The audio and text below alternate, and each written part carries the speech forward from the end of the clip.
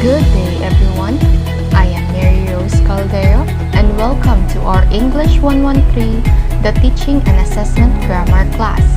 Today, I will continue the discussion related to the previous reporter, and I will tackle about sample lesson 2, using an authentic text to teach the passive. My main objectives were to discuss on how to teach grammar through text using an authentic text to teach the passive, and to analyze how to teach grammar through text using an authentic text to teach the passive. Sample lesson 2, using an authentic text to teach the passive. This teacher has chosen the following authentic text, that is, a text that was not written specifically for language teaching purposes, as a vehicle for introducing the passive.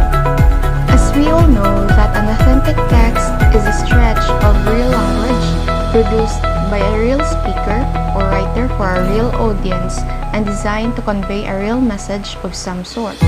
Let me read to you an article entitled Dog Attack. Jessica Johnson was out walking with her husband when she was attacked by an unsupervised Alsatian dog. Jessica's leg was bitten and she had 2 stitches in 2 wounds. 2 days later, the wounds had become infected. Jessica was admitted to hospital even after she was discharged. She needs further treatment from her general practitioner, and she was told to rest for 2 weeks. Jessica is self-employed and her business was affected while she was sick. Also, the trousers and shoes she'd been wearing at the time of the attack were ruined by bloodstains and had to be thrown away. Jessica told us, "I'm now trying to get compensation from the owners of the dog." Here are the steps. Step 1. Before handing out the text, the teacher tells the class the title of the article, which is The Dog Attack, and asks the students in groups to think of and list vocabulary items that they might expect to find in such a text. These are written on the board, and the teacher uses the stage to feed in words from the text that might not have mentioned by the students. For example, the stitches, wounds, infected, or bloodstains. Step 2. The teacher asks the class to read the text silently with a view to answering these questions. Who was attacked? Where? How badly? Who was to blame? The students check their answers in pairs before the teacher checks in open class. The teacher asks further questions about the text, such as how long was she off work? What other losses did she suffer?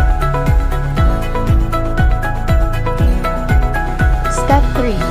The teacher asks the class to turn the text over and then writes these 2 sentences on the board. The first sentence was, "An unsupervised Alsatian dog attacked her." The second sentence, "She was attacked by an unsupervised Alsatian dog." He asked the class if they can remember which of these sentences used in the text. He allows them to check the text if they cannot remember. He then elicits from the students a description of the difference in form between the 2 sentences, identifying first as an active construction and second as passive. He points out that while in the first sentence, the subject of the verb the dog is the agent or actor. In the second sentence is the subject of the verb she is the person who is affected by the action. He elicits the structure of the passive sentence, subject plus auxiliary verb to be plus past participle. He then asks the students to study the text again and decide why sentence 2 was considered appropriate in this context. He elicits the answer. Because because the woman is the topic or theme of the story, not the dog. Step 4. The teacher asks the students to find other examples of passive construction in the text, to underline them, and to discuss in pairs or small groups the rationale for use of the passive in each case. In checking this task in open class, the following points are made. The passive is typically used first to move the theme of the beginning of the sentence, and second, when the agent is unimportant or not known. Where the agent is mentioned, by plus agent is used. Step 5. The teacher asks the students to cover the text and working in pairs to try and reconstruct it from memory. They then compare their versions with the original. And step 6. The teacher asks students if they have had a similar experience. Having recounted their stories in English, they are asked to write their story. And this is checked for appropriate use of passive structures. Let's proceed to the discussion. The teacher has chosen a text which is both authentic and rich in examples of the passive. Because it is authentic rather than simplified, the teacher has to work a little harder to make it comprehensible. But for the sake of presenting language in its context of use, this is an effort that is arguably worth making. As Watt pointed out, authentic texts offer learners examples of real language use, undistorted by the heavy hand of the grammarian. In step 1 and 2, the teacher aims to achieve a minimum level of understanding without which any discussion of the targeted language would be pointless. As in example 1, the shift of focus is from meaning to form, and it is in step 3 that its shift is engineered. But even while the focus is on the form of the passive, the teacher is quick to remind students how and why it is used.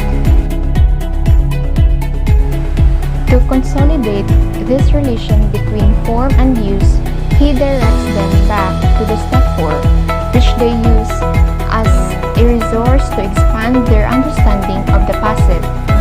Note that there are 1 or 2 slippery examples in the text. For example, the wounds had become infected. An example of the passive? In fact, strictly speaking, it is the passive in meaning but not in form. Is Jessica a self-employed passive? This looks like a passive, but here, self-employed is being used as an adjective. It is often the case that authentic materials throw up examples that resist neat categorization. The teacher's choices here include A. Removing these from the text or rephrasing them, B.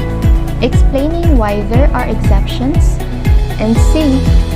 Enlisting a more general rule that covers all these uses.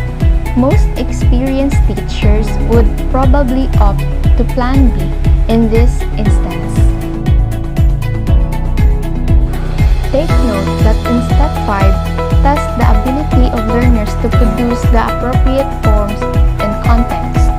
The teacher has chosen a writing task rather than speaking one, partly because the passive is not used in spoken English to the extent that it is in written English, but also because a writing exercise allows learners more thinking time, important when meeting relatively complex structures such as the passive.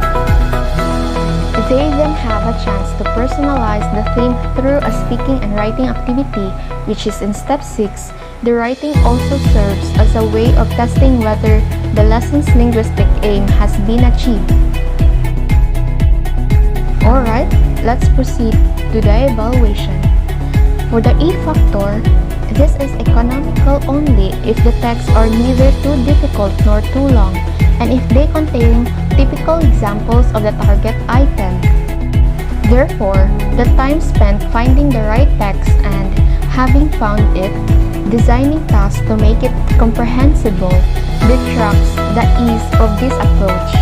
However, assuming the texts are available, this approach must rate highly in terms of efficacy for, apart from anything else, the experience of successfully learning grammar from authentic text provides the self-directed learner with a powerful tool for independent study.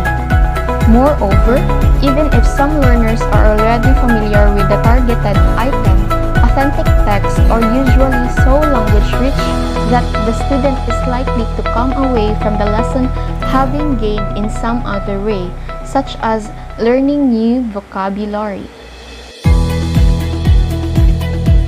For the A factor, students in many cultures will be familiar with text-based approaches to language study, and for many students, the sense of achievement experienced from cracking an authentic text will be motivating. But others, especially at lower levels, may find them daunting. It may be better, in such cases, to use simplified text. That will be all, and I hope that you learned something regarding my report. And again, I am Mary Rose Caldeo from ESL English 2A. Have a great day ahead and keep safe, everyone.